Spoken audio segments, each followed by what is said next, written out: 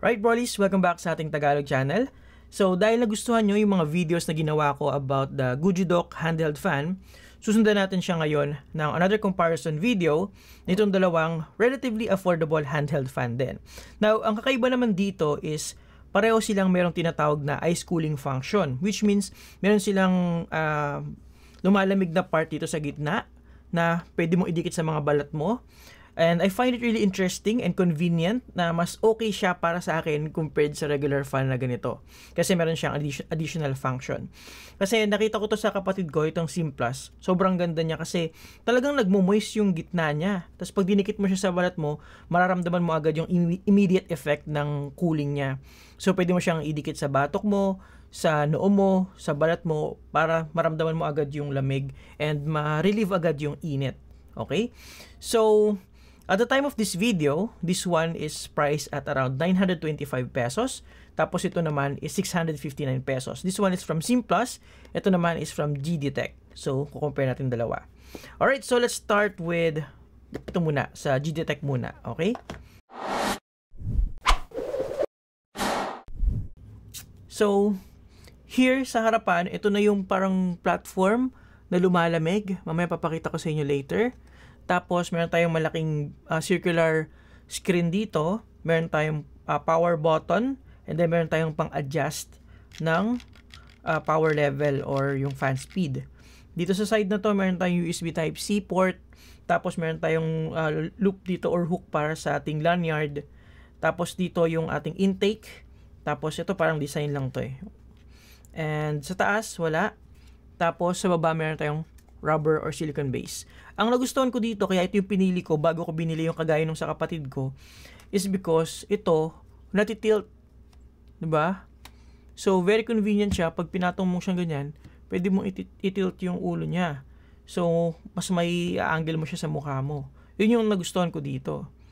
Okay? So, bago natin i-on, ito naman ang tingnan natin. This one is the Simplus. Andito rin yung kanyang platform niya para sa yung lumalamig. Tapos yung ating out ng air. Tapos meron tayong LCD display. Simplus branding. And then here, we have our power button and adjustable yung fan speed niya. So, isa lang yung kailangan mong kalikutin para dito sa fan na to. Sa kabila, USB Type-C port with LED indicator. Sa likod, our intake. Tapos, just some information. And then, yung loop natin para sa wire. Tapos, sa ilalim, may silicone base din siya. And hindi siya natitilt, obviously. Now, in terms of weight, syempre, importante rin ito, diba? Kung bibit-bitin mo to kahit saan. Importante na malaman mo yung bigat niya. So, for Simplus, it's around 233.8 grams. And for the GDTech, it's around 230.0. So, basically, negligible naman kasi 3 grams na naman ang difference nila. 3 to 4 grams lang.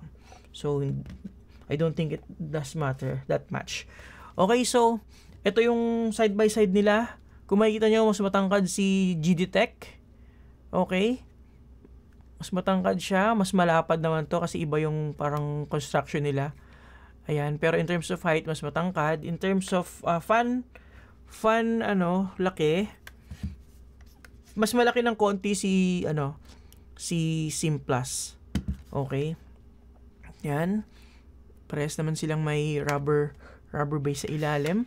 And sabi ko nga, hindi naman kakalayo yung weight. Now, may advantage si Simplus in terms of function kasi integrated na yung power button niya with the fan control. Hindi ganito magkahiwalay pa. Malaki yung display nito, pero it doesn't matter naman kasi kita mo pa rin naman yung display dito kahit maliit siya. Ngayon, ang nagustuhan ko sa Simplus, and I think this one is the main reason bakit ito yung pipiliin ko sa huli, is that yung yung platform na lumalamig, hindi siya naka-flush dun sa plastic part niya. So, pag dinikit mo siya sa balat mo, yun lang talaga yung didikit sa'yo. Ito kasi, kung makikita nyo, hindi siya masyadong naka-flash. So, halimbawa, gusto nyong ganyan sa balat nyo, mag-scratch yung yung plastic sa balat nyo. Whereas, pag ito, maririnig nyo rin naman, di ba? Hindi siya kumakayod sa balat. So, mas prefer ko yung platform niya. And, pag nilagay nyo to without even turning it on, malamig talaga tong part na to. Iba yung material niya, mas maganda yung material niya para sa akin. Parang ano nga siya eh. It's either aluminum or probably stainless kasi sobrang smooth niya. Compared this one, medyo may pagka-rough texture siya or hindi siya glossy, matte siya. Agad niya, ayun niya. Marinig nyo naman, di ba? Kumakayod yung pagka ano. Ito hindi. So, kung gusto nyo lang naman na ganun yung paggamit nyo, yun yung kinakayod nyo sa balat nyo, mas maganda to. Okay? With that out of the way, tara, on na natin. Pakita ko lang sa inyo yung function. Let's start with the G-Detect. So, I think single press, mag-on na siya. So, medyo downside din yun. Syempre, kung nasa loob ng bag nyo, di ba, ma-press nyo, mag-on na siya. So, that's one thing na napansin natin agad. So, ayun yung pag-on niya. Makikita mo agad yung battery percentage, which is 89%. Tapos, pwede mong pabilisin yung fan up to 100%. Okay? Medyo hindi siya ganun kalakas. Okay, at 100%, pero hindi rin siya ganun kaingay. Enough lang naman yung hangin niya para makapag-provide ng relief pag mainit. Okay. Yan, ngayon, bigyan ko lang kayo ng sound test. Let's start with 1%. Okay, 1%.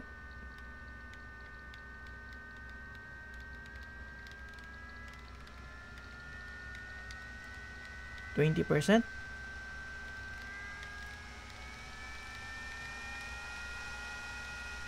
40%. 50%. 60. 80. 100. So, kung titingnan natin yung fan speed niya, ayan. Mamaya compare natin kay compare din natin mamaya kay Simplus. Ngayon, para i-on mo naman yung cooling function niya, I believe, i-press mo to ng long press. Yan, lalabas yung C. Ibig sabihin, lalamig na to.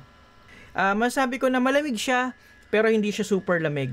Compared dun sa Simplus nung na-try ko sa kapatid ko. Hindi rin siya nagmo-moist, kung makikita nyo rito. Walang basa. Pero, kita nyo naman, naka-on na yung cold niya. Alright, so try naman natin yung Simplus. Pag pinrest mo siya once, nothing happens, which is good. Safety siya sa bag mo, sa loob ng mga pocket mo, and on all that. So, kailangan mo siyang i-double press. So, lalabas agad yung battery level and yung fan speed. Nag-start siya sa 50, kung makita nyo. Okay, so let's start with 1 for our sound test. 1%.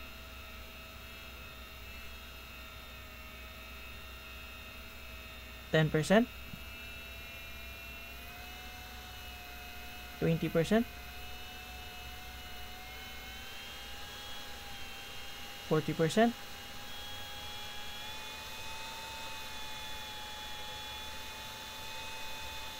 50%. 60%.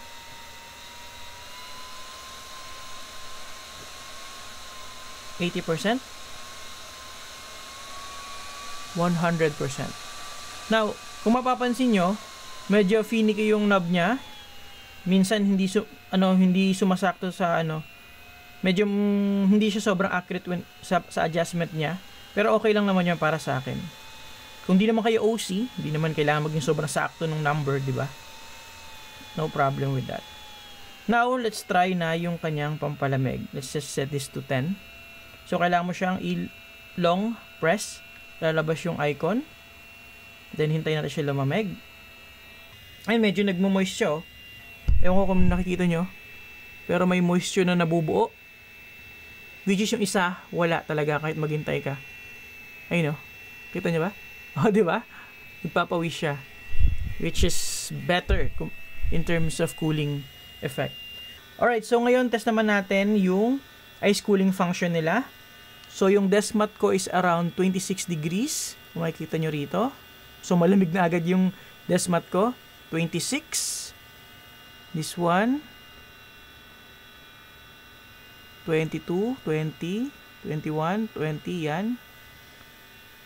So, 20, 19, 18. Now, hindi ko alam kung gaano ka-accurate to kasi reflective surface kasi yung ano nila eh, yung platform nila. So, basta ito 18. Ito naman ay umaabot ng mga 20 kanina, di ba? Nag-fluctuate siya. Pero ito 26. Pero, honestly, kung akong tatanungin nyo, ito yung mas malamig kung pagbabasehan ko lang yung pakiramdam sa balat. Yan. Kung pagbabasehan ko lang sa balat, mismong pakiramdam ko, oo, ito mas malamig. Siguro dahil sa nagmo-moist talaga siya, kung makikita nyo rito. Pero honestly, mas gusto ko to. Regardless kung ano yung lumalabas dun sa thermal gun natin. Kasi nga, reflective kasi to eh. So, hindi natin alam kung accurate siya. Pero kung pagbabasehan ko yung personal, personal experience ko, mas malamig itong, itong SIM Plus compared dito kay G-Detect. Yan. Alright, so ngayon, test naman natin kung ano yung mas malakas sa kanila in terms of fan speed. Sa mukha ko na lang itututok and alamin ko na lang kung ano yung mas malakas para sa akin in terms kung ano yung nararamdaman ko. Okay? Without any bias. I promise. So, let's start with SIM Plus. 100%. Okay, relatively powerful naman siya. Nalalamigan naman yung mukha ko. Alright.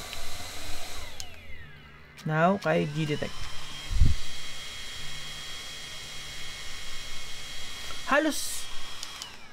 Honestly, halos same lang sila. Hindi ako nakaramdam ng significant difference in terms of power nung fan nila. So, I think parehas lang sila ng lakas. Ang nagkatalo na lang is yung dito talaga. Yung sa kanilang ice cooling function.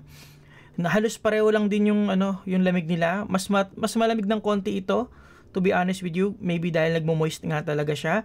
Tapos gaya nga na sinabi ko, mas gusto ko yung design niya compared dito na makaskas. So overall in terms of my conclusion, gawin natin pros and cons, okay? So for SIM Plus, ang maganda sa kanya, ang pro niya is maliit siya, mas madali siyang bitbitin. Kahit medyo mas mabigat siya ng konti, negligible naman, and yun nga, mas madali siyang bitbitin. Tapos in terms of fan speed, halos pareho lang naman sila ng lakas.